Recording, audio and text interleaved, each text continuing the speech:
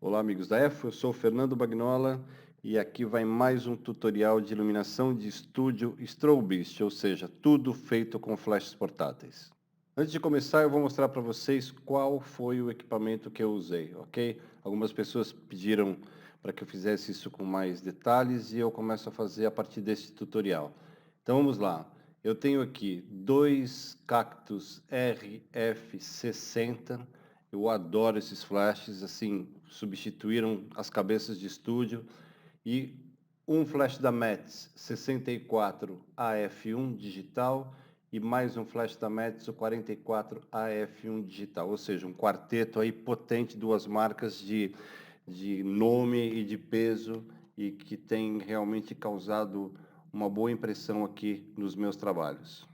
Os flashes da Cactus já vêm com o transceiver incorporado, enquanto esses da Metz são compatíveis com os Cactus V6 que vocês estão vendo aí, ou seja, todo o conjunto agora conversa dentro do mesmo ambiente, no mesmo sistema Cactus. E com a enorme vantagem de eu poder controlar à distância todo o esquema de iluminação. A câmera que eu usei foi uma 6D da Canon, com uma lente que eu recebi da Robisa para testar, uma lente nova da Tamron, que é a 85mm 1.8 DIVC USD, uma lente nova, e eu tinha curiosidade para testar, porque dizem maravilhas dela em situação de estúdio principalmente, e eu pedi para o pessoal da Robisa enviar para que eu testasse em estúdio, em situação real. E ficou mesmo muito bom. Vou mostrar para vocês depois em zoom, em detalhe. Essa lente é muito boa. Enfim, o equipamento que eu usei basicamente é esse. Os tripés são da Metz, o LS200, que são os tripés que aguentam em estúdio, aguentam em exterior. Eu já tinha pesquisado vários tripés e sempre ou enferruja ou descasca, enfim. E os da Metz têm aguentado bem, ou seja, é um equipamento que eu aconselho. Então vamos lá, vamos começar. Essa videoaula vai ser dividida em três partes. Beleza, build, fashion em estúdio com softbox e o uso de fotogel como uma opção criativa, ok? Essa vai ser a divisão do nosso trabalho e vamos começar então com beleza, build. No começo da minha carreira, muito do espaço que eu consegui foi fazendo esse tipo de trabalho, ou seja, é aquilo que se encaixa numa capa de revista, num composite de uma grande agência de modelos. É uma abordagem muito importante para quem quer entrar na fotografia de moda. A fotografia de beleza é muito delicada e eu, com esses anos todos de experiência, acabei caindo no flash portátil, que me dá um resultado muito melhor do que aquilo que eu consigo em estúdio, pela praticidade, pela ausência de fios, pela portabilidade, enfim, ok? Eu consigo em exterior levar a qualidade do estúdio, coisa que antes eu não conseguia fazer. Para esse primeiro setup, eu fiz uma opção de conjunto, flash da Metz, pelo alto número guia que tem, com um modificador de luz, que é um built dish, que é específico para fotos de beleza, para fotos de retrato, principalmente retratos femininos, e conectado a um Cactus V6, um transceiver, que faz com que todo o sistema esteja coordenado com os outros três flashes que eu usei, ok? Dois da Metz, como eu expliquei antes, e mais dois da Cactus.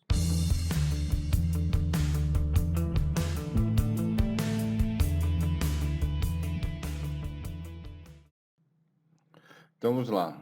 Normalmente, o que eu faço é medir os flashes com flash meter, mesmo flash portátil. Eu coloco na potência que eu desejo, mas eu uso o flash meter para conferir, para afinar mesmo a iluminação.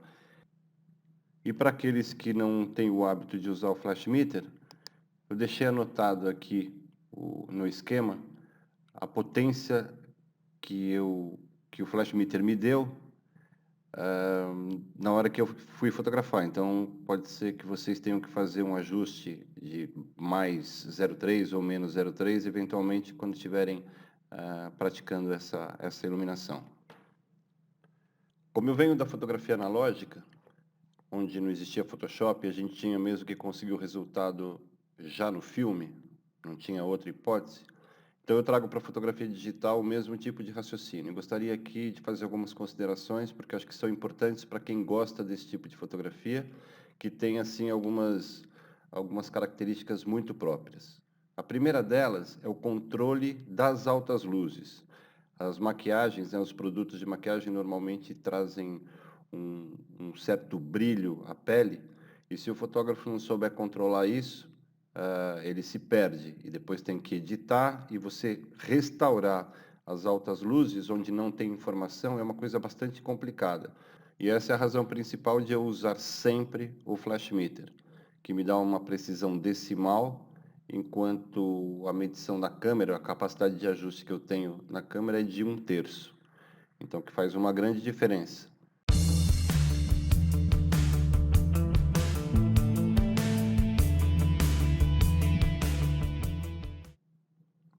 Aqui falando de shallow focus, que é uma técnica muito usada no cinema, onde nós usamos a lei da reciprocidade, ou seja, a partir de uma medição X, fazemos novas combinações entre velocidade e abertura, para que a gente trabalhe com aberturas maiores, e assim desfoca-se o fundo.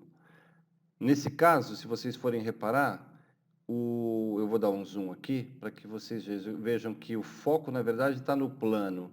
A massa de foco, ou a área de foco, vai da ponta do nariz até o plano das orelhas. O uso do shallow focus é algo que é muito mais importante do que possa parecer. Não é só uma questão de focar ou desfocar o segundo plano. É de você focar a atenção de quem vai ver a foto no plano ideal. Ou seja, se eu tenho aqui um trabalho, neste caso, pensado e focado principalmente para a apresentação da modelo Jéssica da Faia, para uma grande agência de Portugal, ok? Então, todo o foco está onde? Nos detalhes dos olhos dela, que são lindos, no formato dos olhos, inclusive. E a maquiagem foi feita pela Joana Magano, que é uma maquiadora acostumada ao mundo editorial, enfim, às tendências de cores, enfim. Então, nos olhos, a maquiagem é muito natural, e na boca está dentro dentro dos tons da estação, que é bastante importante também. E se fosse, por exemplo, um trabalho de joalheria, onde os brincos são muito importantes, logicamente essa massa de foco, essa área que vai da ponta do nariz até o segundo plano, ela seria mais alargada. Porém, uma coisa que eu gostaria que vocês reparassem é que a boca está perfeitamente desenhada.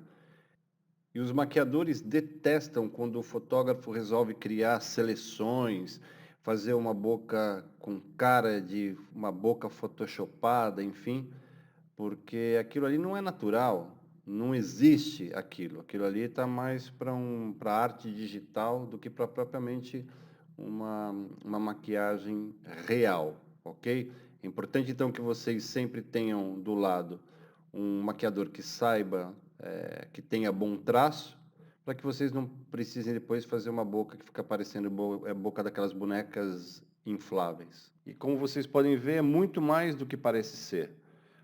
O shallow focus é muito importante mesmo, podem acreditar. Mais uma dica que eu me lembrei agora é assim: qual é a grande vantagem do shallow focus para um fotógrafo digital que não viveu no analógico, ou seja, que tem ali ainda a possibilidade de conferir o resultado, coisa que nós do analógico não tínhamos a menor hipótese de fazer. Tinha que ser mesmo perfeito, porque no filme não se recuperava informação ou não se melhorava um erro um erro fotográfico, certo? Então, existe uma outra vantagem, que é o desfoque do pescoço. Podem ver, esse plano que tem os olhos, o nariz, está completamente focado. Mas este plano do pescoço já está desfocado, então eu não preciso editar nada. Ele já sai desfocado e não fica uma foto sem profundidade. Eu vou ensinar um pouquinho mais para frente qual a lente certa, enfim. E na EFO mesmo, www.escoladefotografiaonline.com, vocês vão achar muitas dicas sobre isso. E é gratuito, melhor do que isso, só ganhar na loto.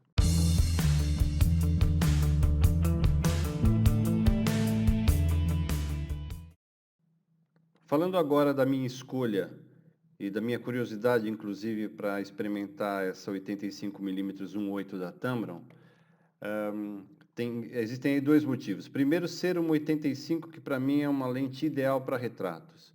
E segundo, ser 1.8, que faz com que eu tenha um shallow focus mais parecido com aquilo que eu gosto, em termos de controle. Eu consigo, para quem segue os meus tutoriais, eu já falei várias vezes sobre a faixa ótima de uma objetiva.